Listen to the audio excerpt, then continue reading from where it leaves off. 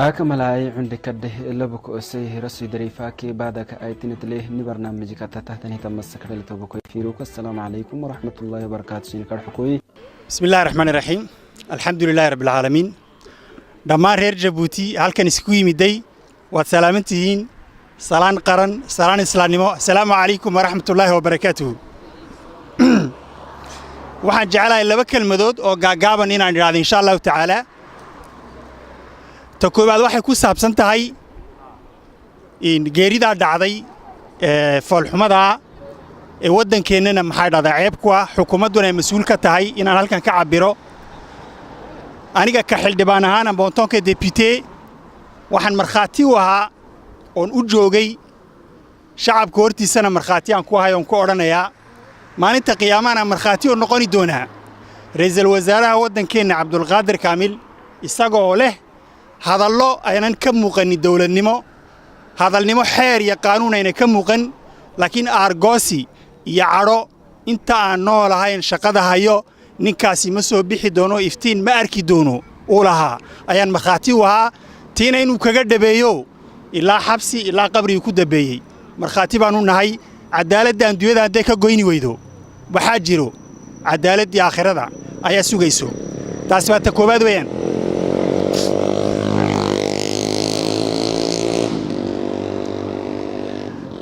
ta kale labaadna jecel halka inaan ka idhaahdo waxa weeyaan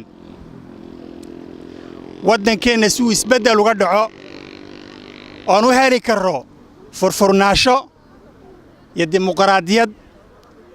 iyo maamul habsamiya maamul cadaalad oo ummadda u naxayo waxaan u baahannahay inaan dhammaanteen noqono mid inaan noqono afkaan doonaan ku kala hadallo qoladan doonaan kala ahaano waxaan leenahay maslaxa qurahatay waxaan leenahay dan qurahatay waxaan leenahay dal qurahatay baan leenahay marka waxa weeyaan afar qof oo si u saaxiiba oo si noo manipulayso waxaan kaga gudbi karaynaa oo ku dhaafi karaynaa waa midnimo qaran taad halka ka muujiseen ee walaalkeena oo solidarité iyo hawsha qaran isku timaadeen ayaanu ku jabini karaynaa oo kaga wareegi karaynaa xisbi wax badan ma tarayso laakiin waxa wax badan qabanaya waxa weeyaan anaga reer Djibouti oo dhan oo cabirno iraadadeena iyo volonteegeena iyo waxa aan rabno anagoo cabirno oo daacad inaga wada tahay waxaan aaminsanahay inaan gaari karayno isbedel gaari karayno cadaalad gaari karayno iyo maxay dhacdaa horumaran gaari karayno marxaati baad u haydeen oo wada arkayseen ugu dambayn mashaakishan dabka Djibouti ka dhacay siday u qaawisay xukuumadii wad degeysanayseen muassasaadkii dawladda amba laamihii dawladda ku shaqo lahaa inay dadka guriga u dhisaan waxa jirto يعني waxaa jiro ministerka urbanismiga wuxuu ka shaqeeyaa urbanism iyo logement iyo waxa soo dhan ku kala delegeeya jiro ministerka loo delegeeyo ka shaqeeya jiro fond de l'habitat gi ba jiro waxa kala jiro société immobilière inta waxa dheer waliba oo jiro in fond arab yani wadanada carabtu fond bay leeyihiin ay ku bixiyaan gargaar guriga lagu dhiso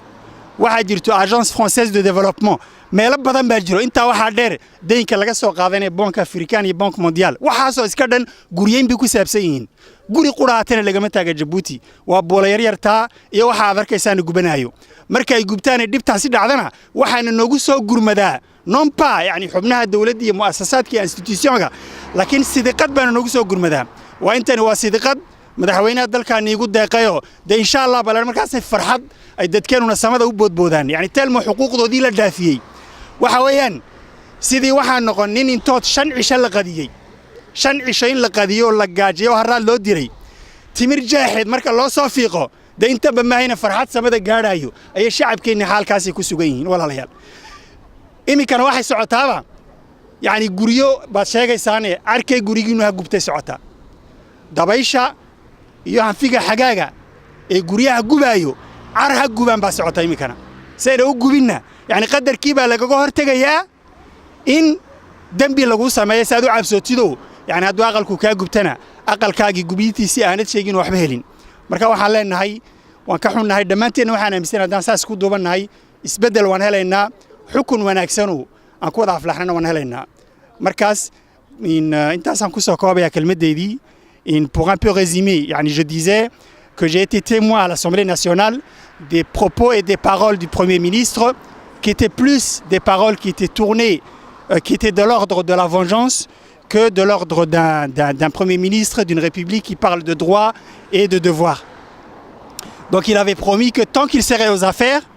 que Jabha n'allait pas sortir de prison. Donc, chose faite maintenant, Jabha n'est pas sorti de prison, c'est de prison à la tombe qu'il est parti. Et l'entière responsabilité est bien sûr sur les épaules du Premier ministre. Soit c'est la justice ici sur terre, soit ça va être la justice à l'au-delà. Donc le deuxième point dont j'ai évoqué, c'était à propos d'un changement à Djibouti. Je disais, la seule possibilité d'avoir un changement à Djibouti, d'une dictature vers la démocratie, la seule solution, c'est l'unité, encore l'unité et toujours l'unité de tous les Djiboutiens. Vous avez tous assisté à la gestion de la catastrophe des feux. C'était vraiment de la pagaille. Il n'y avait pas un État ou un gouvernement qui gérait un problème, mais il y avait des personnalités. Nous avons entendu à tort et à travers que c'est M. X qui va aider, que c'est M. Y qui va aider, que c'est l'épouse de X qui a donné un don, mais à aucun moment on a assisté à des institutions républicaines qui étaient sur le terrain et qui faisaient leur travail. Je vous remercie de votre attention. Wassalamu alaikum wa rahmatullahi wa barakatuh. Vive la République de Djibouti, vive l'unité des Djiboutiens et vive le changement, Inch'Allah. Salam alaikum.